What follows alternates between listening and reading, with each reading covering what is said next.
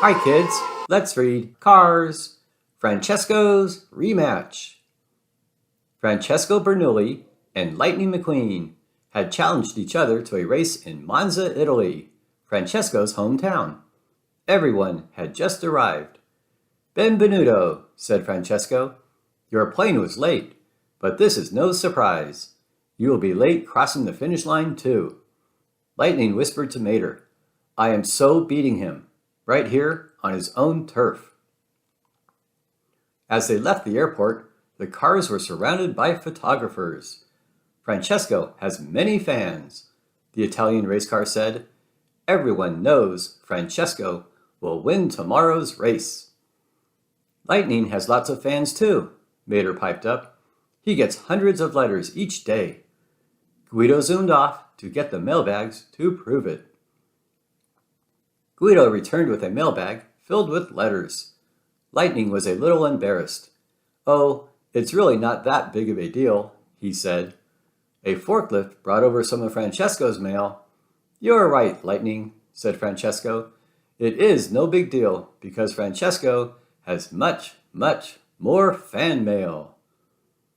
Letters are great, said Lightning, but fans know the real winner is the race car who spends time with them. Lightning and his friends greeted all the cars who were lined up to see them. Mater really got the fans going. They began chanting, Lightning! Lightning! And what about autographs? Francesco asked. Watch and be amazed. Francesco started spinning his wheels to autograph lots of photos of himself. See? Francesco always gets things done at 300 kilometers an hour. As they drove to the track, the cars passed a cafe. Hey, Mr. Francesco, nobody drinks oil faster than Lightning, said Mater. Lightning managed to finish a can of oil in a few gulps. Francesco was not impressed. Francesco never guzzles, he said. A true racer savors oil. Lightning cruised over to Francesco. How about a warm-up before the big race tomorrow? He asked. Francesco nodded. Ah, good idea, Lightning. Try to keep up, if you... Before Francesco could finish, Lightning was speeding down the road. Ka-chow, Francesco, called Lightning. Francesco had almost caught up with Lightning when he nearly spun out on a left turn. Turn right to go left, Lightning suggested. A very good friend taught me that once. They finally stopped to rest. Francesco sighed. Ah, Italia is beautiful, no? Just like Francesco. Lightning chuckled. Do you always think about yourself? He asked. Of course. Francesco only thinks about doing his best. This is why he wins, the Italian racer replied. The next day was the big race. All the fans gathered to see who would win. Francesco came out of the first left turn, ahead of Lightning. Perhaps Lightning has taught Francesco too well, he said.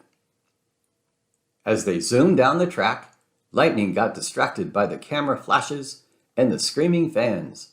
Then he remembered what Francesco had said about focusing on himself and doing his best. Lightning looked straight ahead and took the lead. As the two cars crossed the finish line, the crowd gasped. Ka-chow, yelled Lightning. I won! You mean, ciao bello, said Francesco. Francesco won. The racers had crossed at the same time. It was a tie. The cars tried to figure out what to do. Then Francesco exclaimed, No more talk. Talk is slow. What do? We race. You're on, agreed Lightning. Next time, we'll race in Radiator Springs.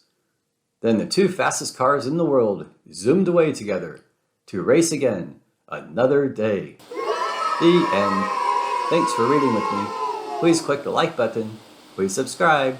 Don't miss our next Disney Pixar story, Heavy Metal Mater. Bye-bye.